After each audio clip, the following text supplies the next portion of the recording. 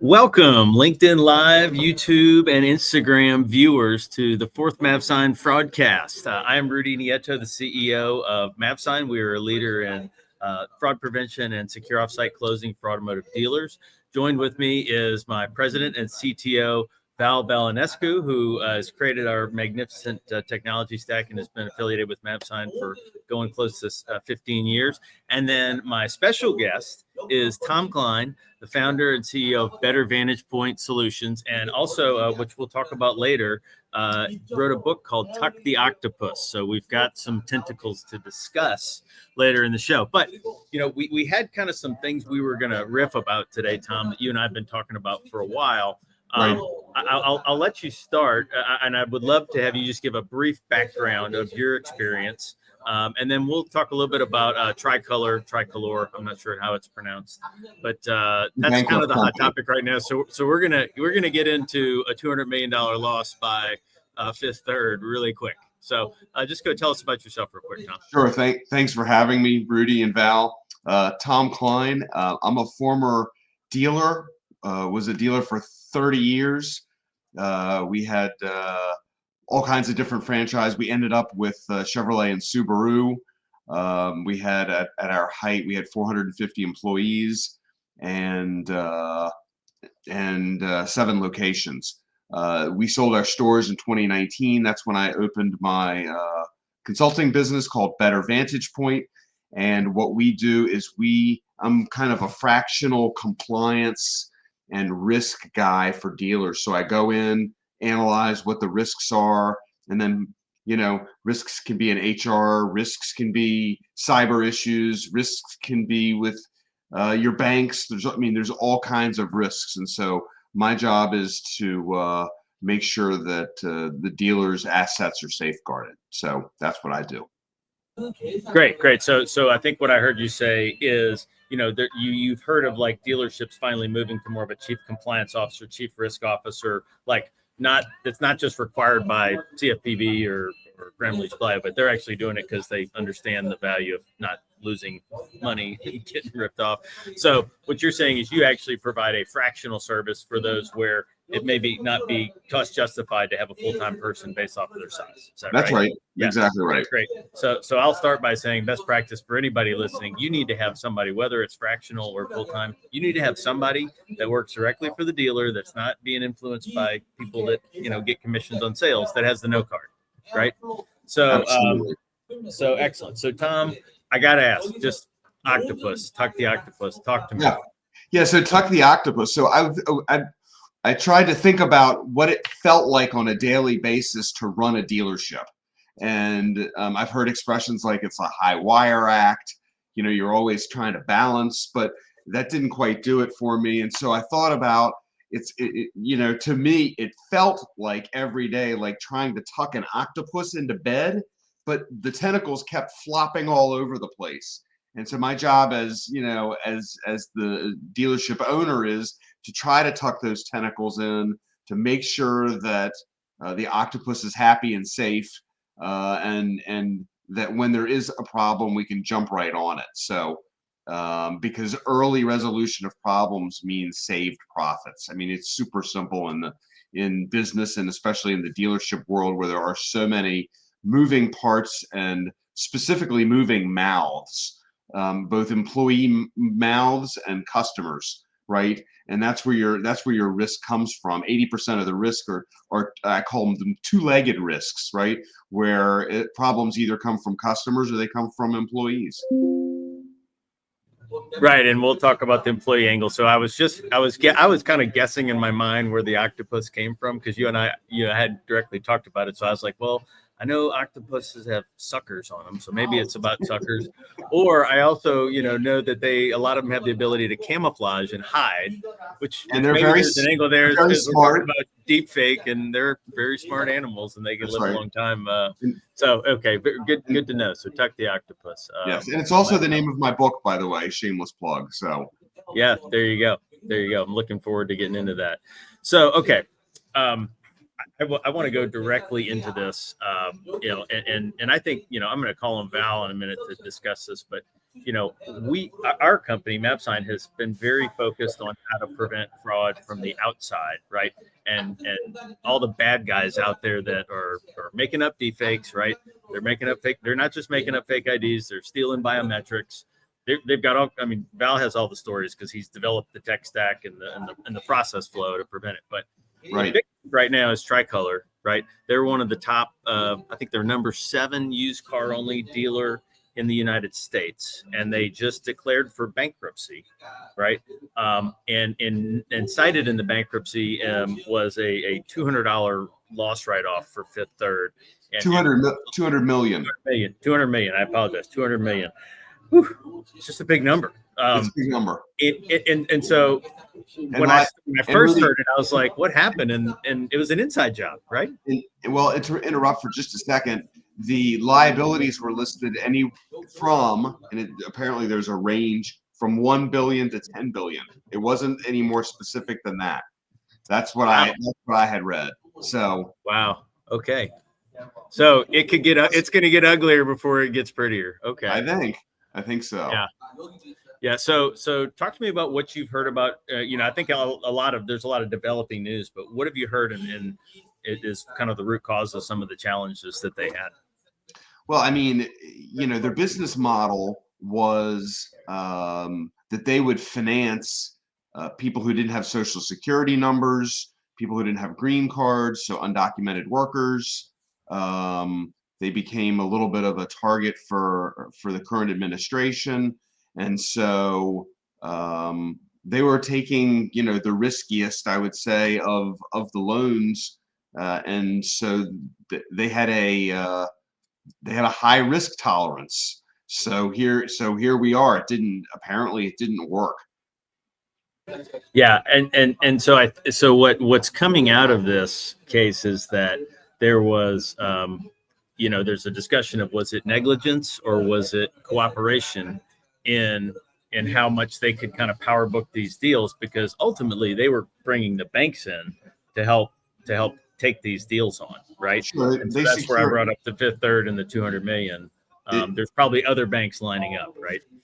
Well, they securitize the loans. So the way that works is that Tricolor would bundle and package certain tranches, and I don't know the specifics, but let's just say $100 million worth of loans, and then they would either sell them or fund them. It's unclear to me how they did it with some of these larger banks, Fifth Third, JP Morgan, and there's a few others as well.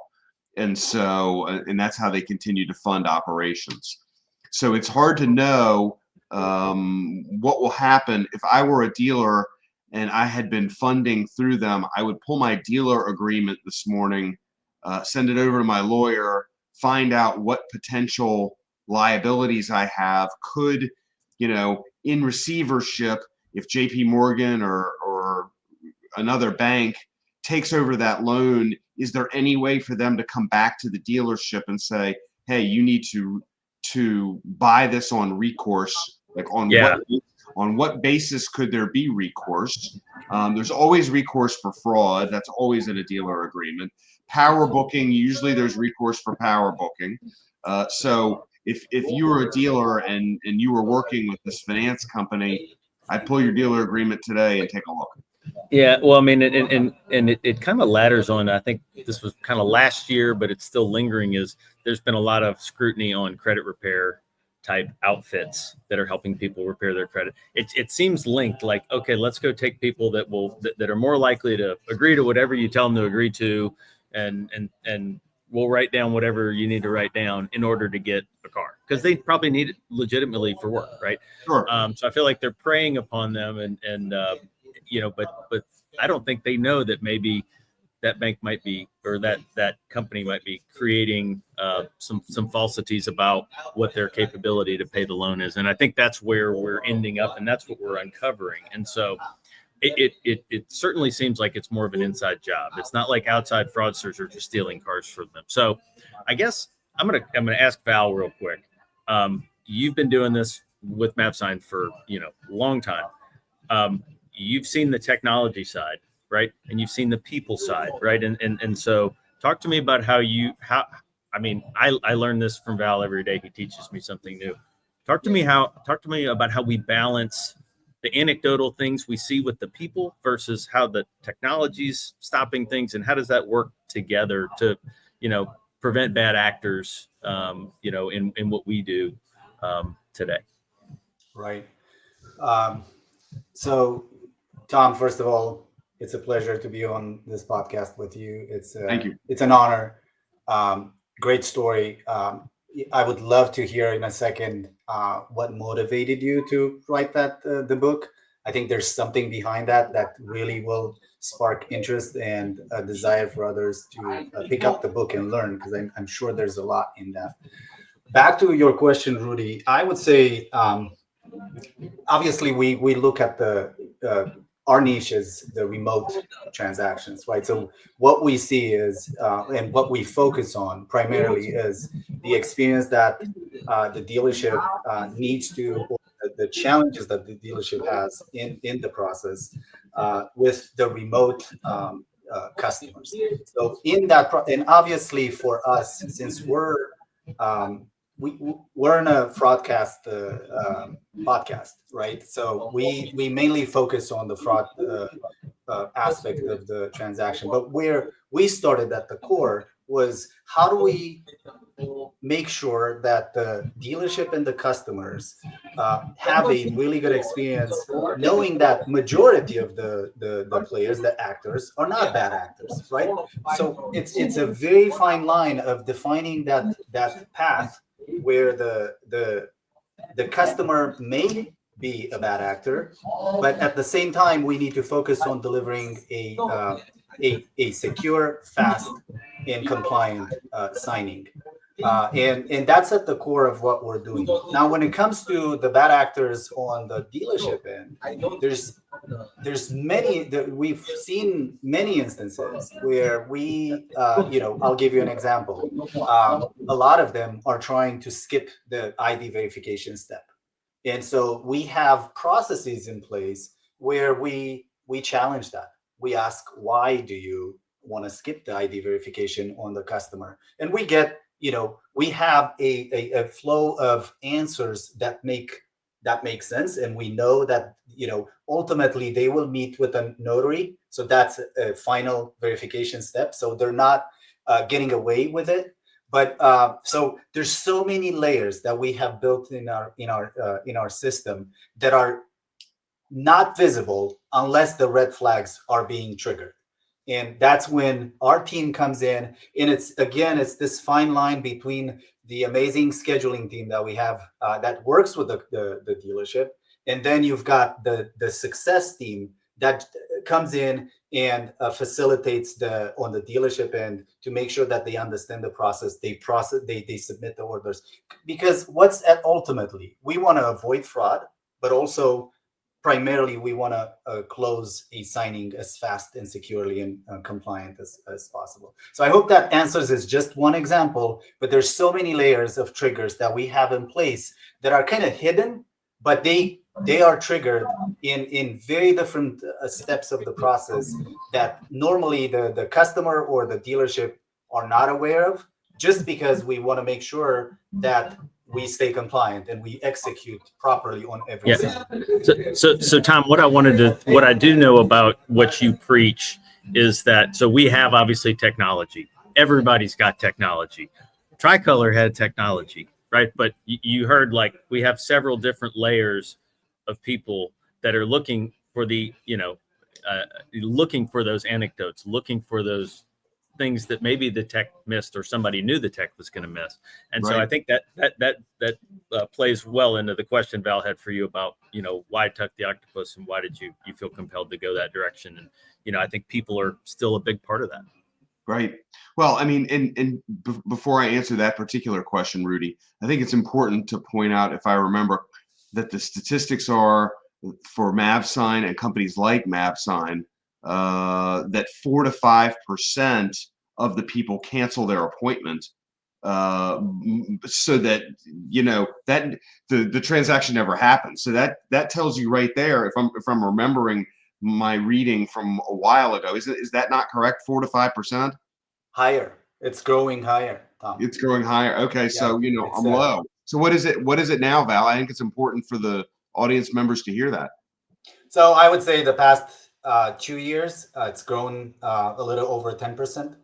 It's incredible, right? 1 out of 10 are involving either they don't show up, of which let's take a percent or two out of that and just say, because most people who want to buy a car want to buy a car. It's not like buying a bed where you don't have to get it that day, or maybe you find something cheaper or whatever. I mean, most people who want to buy a car want to buy it, and they've gone into the dealership and they wanted to pick whatever.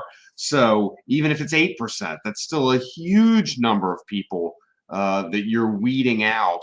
And then and I will get to your question here in a second, but if you think about, let's say you do have those fraud and you do make those claims on your insurance. First of all, you got to check your insurance to make sure that you have coverage for identity theft. I got a phone call a number of years ago from a dealer in Texas who had sent 3 vehicles, I think, to Wisconsin, Illinois, and Michigan, one to each of the states, totaling $160,000 on the promise of getting contracts back. Of course, the whole thing was fraudulent. I told him to send me his insurance policy. His insurance policy didn't have anything for fraud or for theft or for what's called trick and device coverage. Zero. So he took a $160,000 loss. So I mean, it happens all the time. So I'd encourage anybody listening, check your insurance policy, see what's covered and what's not, that in the case that you do have a fraud, that you're able to cover it. Now, if you have fraud over and over and over, you're going to get non-renewed by your insurance carrier. That's important to know too. And then you're going to have to go to a much more expensive solution. So, and we could talk an hour about that issue alone. But getting back to your question, it took me 5 years to write the book. And I wrote it because there really isn't anything else on the market. And it's something that I feel like dealers need to be aware of, all this information. And, let's face facts that risk and compliance is not the sexy part of the business, right? It's not the most exciting, but it is exciting when you can keep the money you make instead of losing it and have a leaky bucket, to use that analogy. And so working on fraud, working on risk, working on compliance helps ensure that you keep the money that you make. And so that was kind of the motivation, is I really think it's an important, I really think it's important information to have. Yeah, we 100% agree. Yeah, go ahead. Quick follow up to that, Tom. I mean, 30 years experience. That's amazing. What do you think it's kind of the single biggest risk that the dealerships consistently underestimate? I mentioned it earlier, actually, and that is what's happening with your customers and what's happening with your employees. And if you're not getting the flow of information into your office, your two-legged problems are going to cause you the biggest problems, right? Employees going to the EEOC, employees going to lawyers when they're not happy, employees going to regulators, the labor board,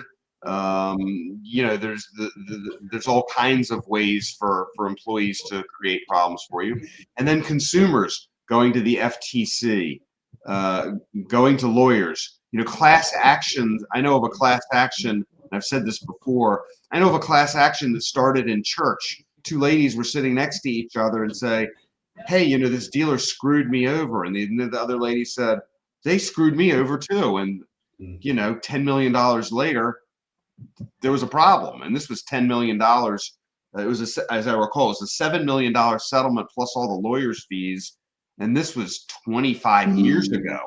Tom, that kind of prompts a question. What do you think it's kind of the kind of poor compliance practices kind of nearly sank a dealership that you kind of a story that you could think of that a dealership went through and kind of the lessons learned from that? If you Sure, without using names, last year there was a dealership group that got fined $20 million. The 2 years before that, there was another dealer group that was fined $10 million. I know that of another dealer group that is, I know more than one actually, that's ongoing negotiations with the FTC. And the way the FTC negotiates is, you come up and they go up too. That's not how it's supposed to work, right? You go up, they come down, you go up, regulators don't necessarily work in a linear fashion.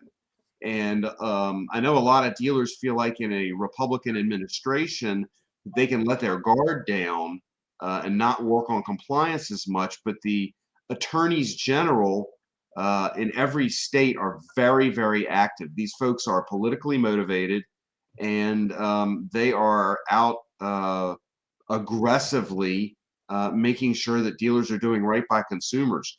I mean, it's the unintended consequences, Val, that really sink dealers. And that's why you need to know, what your insurance policies cover and what they don't. So if you were to kind of identify the top 3 or top 5 mistakes that regulators immediately spot or notice when they walk into a dealership, that would be interesting to kind of highlight those to everyone. Regulatory problems, almost every single time they happen, start with upset customers. And it's not just one upset customer, it's more than one. And so dealerships all too often have the mentality that, we didn't do anything wrong, so we're not going to pay for the set of tires. So the customer buys a used car. Of course, it goes through inspection. The dealership's technicians check the tire tread. Customer takes it to their mechanic. The mechanic says, oh, these tires are bald, right? So the customer comes back and the dealership wants to argue with the customer about new tires. Okay. It's not going to work. And whether you were right or not, make the customer happy. Now, I'm not telling you have to give the store away. There are ways to do it so you don't do that, but you have to find a way to satisfy the customers. And when the customers are not satisfied, they are going to look for ways to become satisfied. And one of them is to go to the CFPB, right, the Consumer Financial Protection Bureau, the Federal Trade Commission, the attorneys general, and they're gonna keep going until they get some resolution, because this is the second biggest purchase they make next to a home. So the biggest mistake is not satisfying customers and having a culture where you're listening to, we didn't do anything wrong, and so we're not going to spend any money to satisfy the customer. By far and away, that is the biggest concern. Whenever you read a press release from any of these folks, you'll notice on the press release it says, we surveyed hundreds or thousands of customers, and 88% said that this thus and such happened. And so they don't start looking if they're not prompted to look. Right. Yeah, makes sense. Can I have one more quick question? I think that this is until we run out of time. But I mean, clearly the dealerships see the compliance aspect, whether they don't understand it or a lot of times they see this as a burden. How do you think they can turn that, or how do you bring that peace of mind to them and turn this into a competitive advantage to them? Because clearly having the right compliance set of rules in place gives them a competitive advantage if they know how to go about it. Sure. I mean, customers, all the surveys show that customers want transparency in their car buying experience. And when dealers, as an example, and there's still a lot of cases out there where dealers are inserting products that customers don't know about, right? And they get home or they look at their paperwork the next day, they say, I didn't agree to this. And so having compliant processes and making sure that you are going back, and the most important aspect of it is that you may have policies, but if nobody's auditing what's going on a monthly basis and you don't know what's going on, then I can promise you they're not following your policies. And so by making sure that you are documenting and retraining, if a regulator ever comes into the business, you can say, hey, you're right, Mrs. McGillicuddy, we'll take care of her because we didn't know that she had a problem. But you can't say systemically that we don't care about our customers. Sit down and let me show you what we do every month. Sit down and let me show you about how we retrain. And what you're doing is you're protecting the assets of the company, right? All the car dealers know in their mind when they wake up in the morning how much their blue sky is worth, right? How much the ongoing operation is worth. And so compliance protects that blue sky, because if you get into a position you're trying to write a check for 10 million or 15 million or 20 million dollars, you're eroding that blue sky. And to use this very specific example, if you have a problem with the FTC, they often make you enter into what's called a consent order. And a consent order is an outline of how you have to operate going forward. Sometimes those consent orders are for 20 years. And if you sell the business, the new owner has to comply with the consent with the consent order. So if you have to do all these things to satisfy the FTC, that's going to severely affect the blue sky number. And you selling the business doesn't mean that you're going to get out of that. So it can really erode the value of your operation. Wow. That's huge. And then, we started talking about, we haven't even mentioned the lending angle, right? And so you talked about dealers reading their agreements about ID theft and how the insurance rates, but I think also dealers need to be making sure they've read. I think probably the dealer or a compliance officer might have read the lending agreement on what it says, right? But how much does that trickle down to the people placing the loans with the consumers? Have they read them? Do they understand what the rules are, right? Right. I mean, or an identity theft or offsite or what have you, because the lenders need to protect themselves. And to follow on to that, Rudy, a lot of those dealer agreements say that if you've had a regulatory problem, that they can make you repurchase all the agreements, because they don't, I've seen it various ways, but regulatory problems can create another unintended consequence of repurchasing loans, whether it's 1 or 100 or 1,000. It'll depend on what the language in that dealer agreement says. So regulatory problems beget other problems. Yeah. Well, and it speaks to why you see a lot of the larger groups going to kind of like preferred lender like lists, so that each dealership has a pretty uniform list of which banks they can use or not use, so that way they can control it. And they kind of it's there's less variables. So that's also really interesting. It's all about the risk. Right? It's all about the risk. Right. Sorry, Val. Yeah. No. I just want to kind of pinpoint that out as well, because Rudy, on what Rudy said, lenders are more and more, especially in our context of retail remote transactions, a lot of them are pushing back to make sure that if it's a remote transaction, they're pushing back to make sure that they're using MavSign to complete the signing and seal the documents before they even proceed with their processes. So that's an important aspect. I do have a quick question, Rudy. I don't know how much time we have, but I mean, this is interesting. We'll do last question, and then we'll open it up for the audience if they have any more. Okay, so I mean, it's for the panel, for the both of you, because I know you kind of live in the future as well when it comes to thinking about strategy. How do you see kind of the compliance challenges evolve with remote e-contracting, and especially specifically to our space for Rudy and Tom at the the broader compliance challenges for dealerships in general for the next 3 to 5 years? So I think what you're saying, Val, is like for the dealers that are trying to compete with the Carvanas and the CarMaxes and the Amazons, like where they're going to be selling vehicles offsite, and you're obviously in a similar type environment as how they're dealing.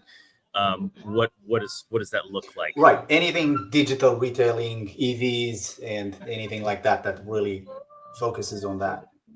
Yeah, I mean, my answer for you is no matter what your process is, whatever your technology stack is, you should have a trust but verify mentality, which is if you're not spot checking what's going on and putting eyeballs or the words the human in the loop. If you don't have you've got to have a human in the loop to make sure that people are using the technology properly. Let's start there because there's all kinds of technology out there that people have and they write checks for every month, but they don't use. I mean, there's all kinds of great compliance technology out there and software solutions. And a lot of dealers think, oh, well, I pay such and such for my software, so I'm good. But who's doing the work, right? Who's making sure that the stuff is being followed in those software? Who's going behind it to check?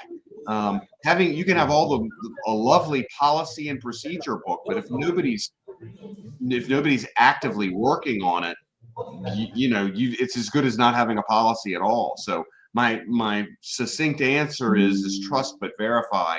Make sure people are following your process, following the technology, auditing periodically, whatever you think is appropriate, but make sure that things are being done the way that you want them to. Great. Trust but verify. Well, I think I'm going to open it up for some comments. If my friends want to have any questions up on screen from the comments in the chat, anybody viewing, if there's questions that they have for Tom or Val or myself, we'd love to be able to answer those now. I did see, I saw we actually had a mobile notary pop on and ask some questions and about a dealer that needs us and hadn't heard of us before. So that was interesting. Appreciate that. Paid for this podcast, but keep the cards and orders coming. Yeah. Anything else? We'll pop it up on screen in a sec if we have any. I'll just give you all a sec. Tom, I have a Jeff Bezos quote, and I don't always agree with Jeff Bezos, but he said, when the numbers when the anecdotes disagree with the numbers, you should probably stop looking at the numbers and focus on the anecdotes, and they'll probably tell you a story, right, of where the numbers are lying to you. So I think that's pertinent to what you just said. I mean, I'm going to speak at a conference in Wisconsin on Monday, and one of the topic I'm talking about is how to respond to internet complaints. And a lot of it's unfortunately comical. I mean, one of my first slide is a person who pours their heart out and says, "Here's all the things that happened to me, and I really need some help." And the dealership's response was, "Please send your concerns to this email address, and we'll be glad to help you." Right. I mean, just brain dead. That's brain dead. Could have been AI. It could have been AI, and that's why I said you have to have human in the loop, right? You have to have somebody periodically going through. But what should really happen on those complaints is somebody should pick up the phone. Everybody knows who that customer is, even if they use Surfer Girl 123, right? Everybody knows the story in the store. They know who had a problem and what the problem was. Why isn't somebody picking up the phone and calling and saying, "Hey, we understand you have a problem. Come on in and let's fix it." Going back to what we talked about before, which is customer problems are the number one reason that regulatory, issues happen. Gotcha. Well, I think no other questions coming in. We're a little over time, so I think I'm going to close up our fourth Fraudcast. I would tell everybody, mark your calendars. We are having another one of these on September 26th. I will actually be myself at the Autovate conference in Scottsdale, Arizona, with some of the fellow leaders in the auto business and the innovation side. So I'll be joining you from there with some special guests to be named. And I would just like to recap this discussion. So, we started off with the recent news about Tricolor and really how the fraud came from the inside, not the outside. We did talk about, how Tom's journey into providing a resource for dealers that may not normally have access to one. And obviously it's a great idea. We hear about fractional things all the time, but a fractional compliance officer sounds like an amazing idea. Tuck the Octopus. Sounds like I got to put that on the reading list. And then I would also just add, we have to get back to remembering that people are the core of this business. You can have all the technology in the world. If technology is left to its own devices, I mean, we're going to get Skynet. If people might be too young to get the Terminator joke, but I'm not. Okay. So I think that's going to be critical to preventing loss. And at the end of the day, we all want the auto business to be successful. And, this over-reliance on just technologies is probably going to undo us if we're not careful. So I think it's great to have like minds on the call. We'll be sending this out. So if you've attended and want to send to somebody, you'll be able to forward that link and watch the full broadcast. And we'll look forward to seeing everybody in a few weeks. Thank you, Val. Thank you, Tom. And as I always like to sign off, I would tell you all to continue to be a maverick. See ya.